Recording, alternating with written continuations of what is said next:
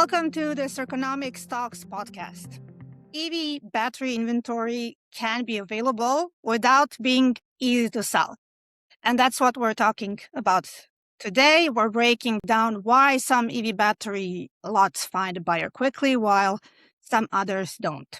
Joining me are Samuel Lattarulo from Circunomics and Nikola Vekić from McKinsey Company. Welcome. So let's dive right in and start with a little bit of market context. Nikola, we started with the idea of this availability that doesn't automatically mean something is easy to sell. And we also keep hearing a lot about battery oversupply. So how should we understand that? What does it mean in the EV market? Thank you, Atsale, for the question. And thanks, first of all, also for the invitation. Very happy to be here. I think oversupply is, to me, twofold. You need to look at first on the front end of the market, where we have primary cells that enter this market, where in some sections of the market, you can still talk about oversupply. In McKinsey, we track all the cell plants in the world, all gigafactories that are producing. And we added a new term now recently from the supply team who's dealing with this capacity and who calls it zombie capacity. So capacity that is basically in the market, mainly in China, while having severe difficulties to find an off-taker. And these are typically tier 2, tier 3 cells that are just so average that they're flooding the market, and they are not necessarily cells that end up in Western EVs, let's put it that way. When you then look at the market lens of, let's focus on which cells end up in EVs, tier 1 cells produced by CATL, BYD, Gotion, and the likes, you start to quickly see that you're not talking necessarily about oversupply any longer, but something that is in very high demand and also commands a much higher margin than what a tier 2, tier 3 cell would actually see.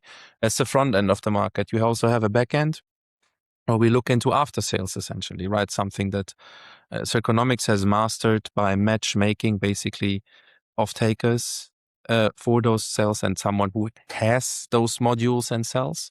And here the differentiation that you can make clearly is the longer the vehicle is on the market and the more standardized the product, the more demand you will typically see for it. So if you have a module that is very standardized across multiple platforms even, say, for instance, an MEB module, it's typically not sitting very long in your inventory. There is always some sort of demand for these sorts of modules, whereas others that are much younger, not so long in the market, maybe even a very difficult form factor, like something like a pouch, much harder to actually sell in these markets. So you have to have a very segmentized view when looking at supply-demand balance of these typical products. Samuel, what makes some battery inventory easier to sell from your perspective?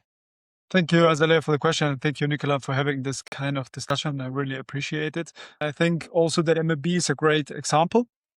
We see in Europe a lot of strong demand in the BESS market. And the great thing for MEB, as an example, you have in BESS market less integration hurdles than automotive.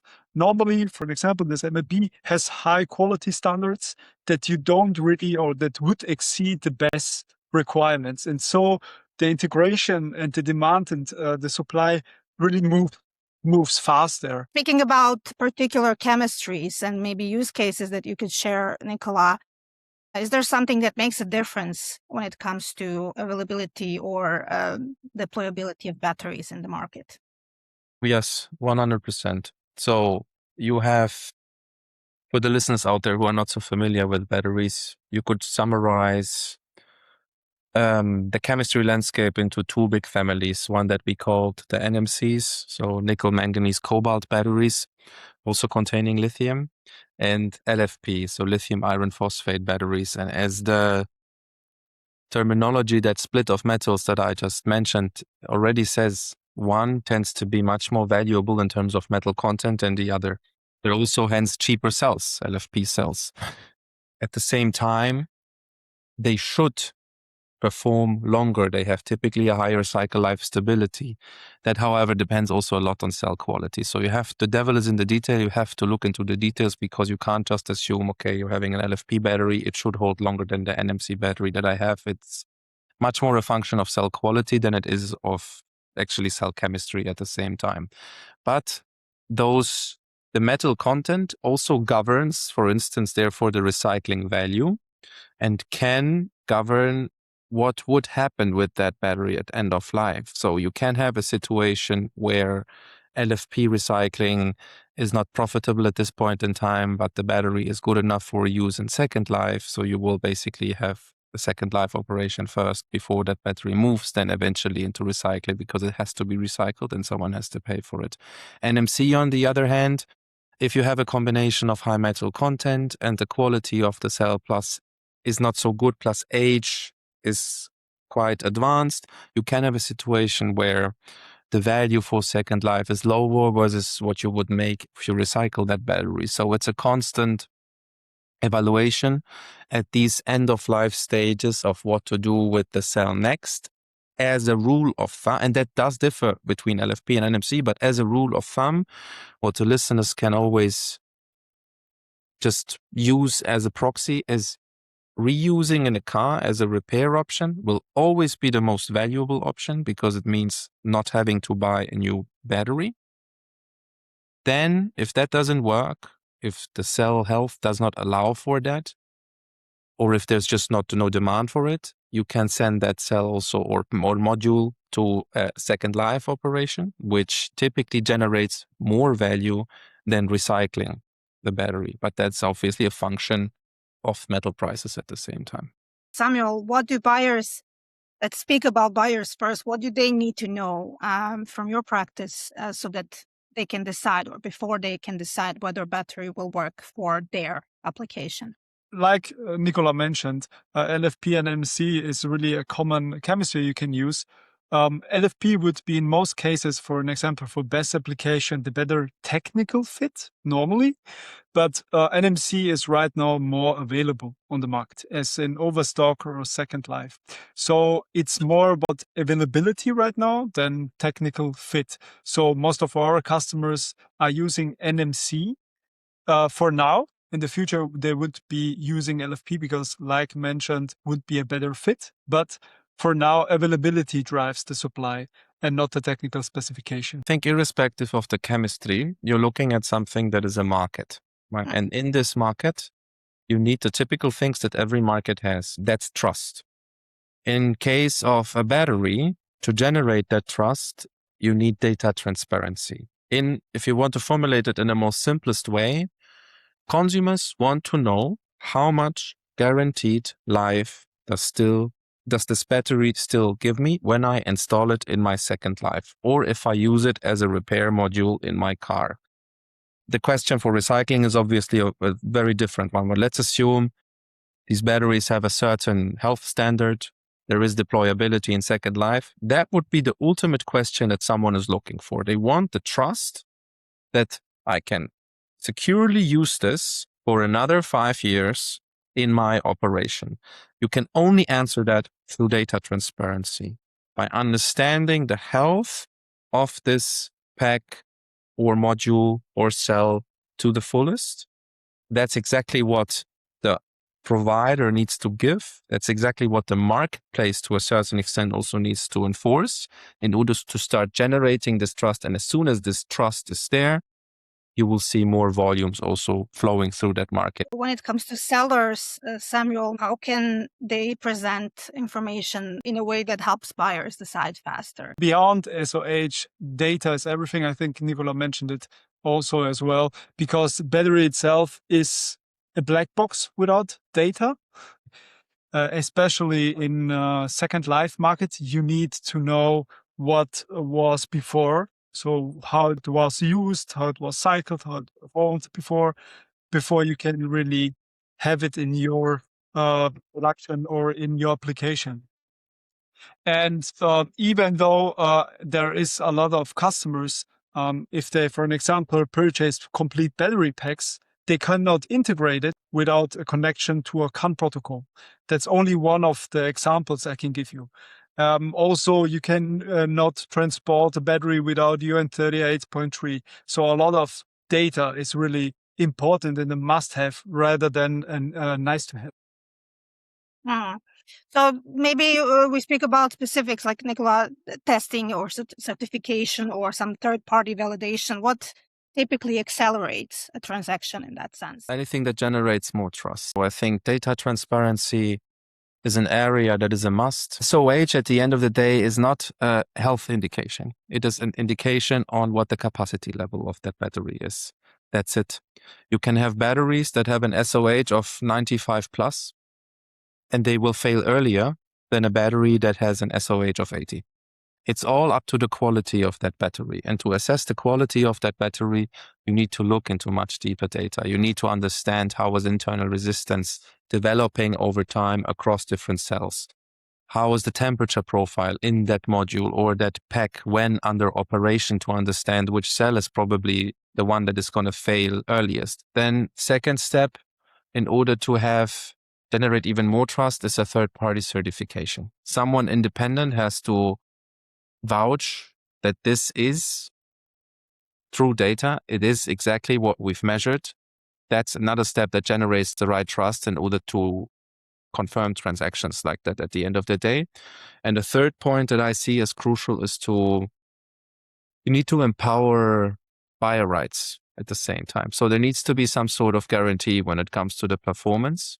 How exactly that could look like, it's still something to think about. Fluctuating and changing battery pricing also changes the whole negotiation behavior. It affects things in the industry. So maybe a few comments on that. How does this affect it? I think that's a good question. I'm the first one to get this kind of frustration from the customers as soon as we get into this price fluctuation and changes.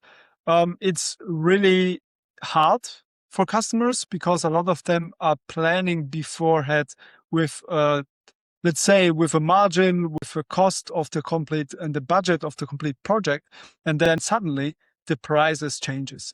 And then you have a complete project at risk. They cannot plan, they have a lower margin, we have to change everything. A lot of customers change then strategies. One way would really to look into cheaper modules, maybe with a low quality. The other way around, what we have seen is that a lot of are looking more into first life to get a more stable supply chain, so that they have a kind of mixed strategy, I would say. But at the end, this kind of pricing validation or fluctuation always causes frustration. But if you are in this market with overstock and second life, you have to plan that with. You have to be prepared with this kind of market structure and pricing structure. If you know your budget, then you can really decide fast. It's very different if you look at the automotive after-sales market versus batteries moving to second life, how price impacts them. So the impact comes from how primary cell prices move. That's what's causing the pressure also, for instance, on second life. At the moment, given very, very low primary battery prices, it's basically setting the ceiling for a second life battery, you could say. Yeah. In reusing batteries in a car as a repair option is completely different, because you cannot, the only alternative where you can use a new battery is if you replace the pack entirely, completely with new cells. Otherwise, that doesn't work. You need to find a module or a cell that has a very similar age and performance profile like the rest of your pack. And as such, you're actually moving into a completely different product group that is very independent of primary prices of batteries. And then typically those products can also go much, much higher in terms of US dollars per kilowatt hour versus what you see in a primary battery index. A very typical phenomenon and very extreme, for instance, for hybrid vehicles, where we've seen prices of $600-700 US a kilowatt hour for a specific model. Now let's maybe zoom in regionally. We spoke a little bit about buyer and seller perspective and behavior. And let's now try to see what are the biggest differences between different regions, for example, North America and Europe right now. It's actually a good segue because it also starts again with battery prices. It's what's setting the market for second life, you could say. And how does it do that? Well, by forming the ceiling that I just mentioned. The maximum price that you will ever get for a second life battery is the price of a new battery. As simple as this. In some markets, however, that price can be much higher than in others. And that can have various reasons. Local supply-demand imbalance, which we don't necessarily have today. The other much bigger factor is regulation. So you can have tariffs on the border that can artificially increase the landed cost of batteries. That, for instance, is right now much more extreme in North America versus in Europe. As such, you see second life batteries also booming much more aggressively in North America at the moment versus Europe, because it's just simply the cheaper option versus sourcing Chinese batteries that get a 20% plus tariff on top of them. It changes the business case, obviously, and that can have a significant tailwind for a market like Second Life, as we see in the past 12 to 24 months in North America. Whereas in Europe, we also see activities, obviously, but not to the same extent. Yeah, that's one driver that we definitely see in the market. Given that we have something, a very popular hot topic, it's battery passport, of course, also coming into force as of beginning of next year. So Samuel, also from Circunomics perspective, where can better data infrastructure make the biggest practical difference? I think the battery passport in itself is a great idea. You have standardized data overall, and that's a great point where everyone can work with, because you know what you get. You will have different products based on the provider of your battery passport. But the great thing, the appearance is different, but the data behind that is always standardized and the same. So everyone can prepare and search for the right requirements they're looking for. And that helps a lot. Battery passport will be really an accelerator on deal creation, because you have the data available always like he's searching for. And that's really great, I think. First of all, I agree with Samuel. It's a fantastic idea. I think it's always good and helpful to provide a certain set of mandatory data transparency particularly for the market that we are operating in. So be it now really the battery aftermarket, recycling, but also the front end. So the consumer perspective, meaning understanding what you're buying, what the potential sustainability implications are of what you're buying, etc. I do, however, think that it has improvement potential on some areas. So the feedback that I see from the market, for instance, is that it's great to know what's in it, in the battery from a recycler's perspective. It would be much better if they at the same time don't need to learn themselves how to disassemble that pack, but there is just literally a user manual attached to this somehow that they can leverage in order to safely disassemble the battery and recycle the materials within, or find ways to reuse the components that are within.